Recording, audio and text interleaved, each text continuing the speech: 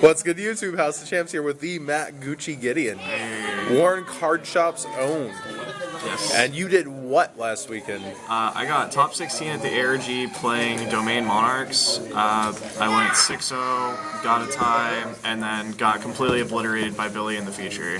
My list is a little bit different from the other lists at the top, well, a lot different actually. I played 3 of each Squire.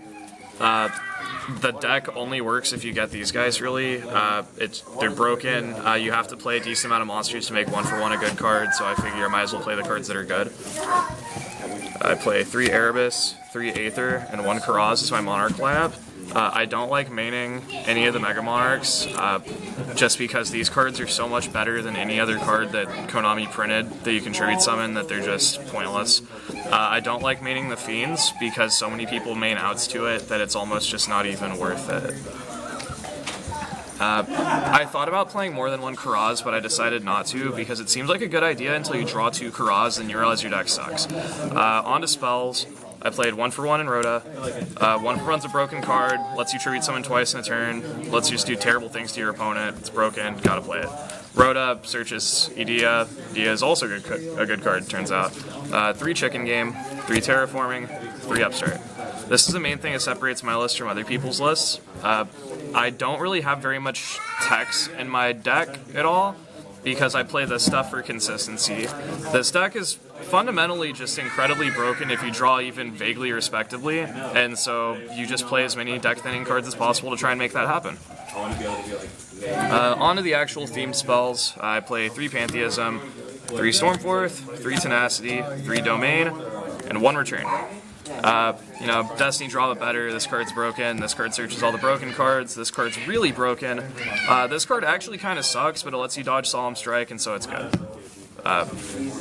That's pretty much all that needs said on this stuff. And then 3 of the Trap card because, it's just broken. It lets you block, it lets you draw cards, lets you tribute summon. It makes it incredibly difficult for you to actually die under regular circumstances unless there's something fishy going on. The card's just really good. That's 40 cards, obviously. I don't play an extra deck. My side deck is 3 Massacre Restrict, because if you go first and you tribute summon literally any card in your deck and then flip this up, nobody actually puts in Twin Twister against Monarchs, and so you typically just win immediately. Pretty broken. Yeah, they would have to domain summon Erebus. Well, yeah, but I mean, even then, you can just do the same thing back to them, and it's just terrible things happen at that point, because you end up with the monster left over, and then they're out of gas, and you win. 3 Max C, it's broken. I played against a lot of Phantom Knights in Swiss, and this card's just devastating against them, because if they stop, then their deck sucks, and if they keep going, then their deck is really bad, so... 3 Majesty's Fiends, because if you tribute summon it against Cosmo, especially turn 1, basically any respectable play that they have in their entire deck goes straight out the window. They end up having to completely lose their turn to set up for a Cosmojo, and you just beat the heck out of them the turn after that. 1 Vanity's Fiend. This is kind of a flex spot. I hadn't decided on what I really wanted here. It's probably the single least confident card in my side deck. It still came in clutch a couple rounds, but it's not great at all. 3 Twin Twister, because unfortunately, eventually you do need to actually destroy back row in this deck, and this is like the best possible card to do it. 1 MST and 1 Raigeki.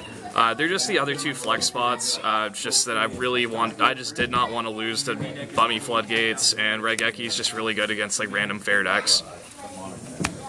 Alright, any notable rounds or shoutouts?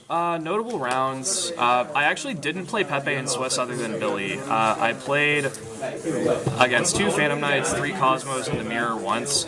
I really didn't have very much trouble all around the day. The closest match I had, probably round 6, Andrew Fridella. It was just a really tough match.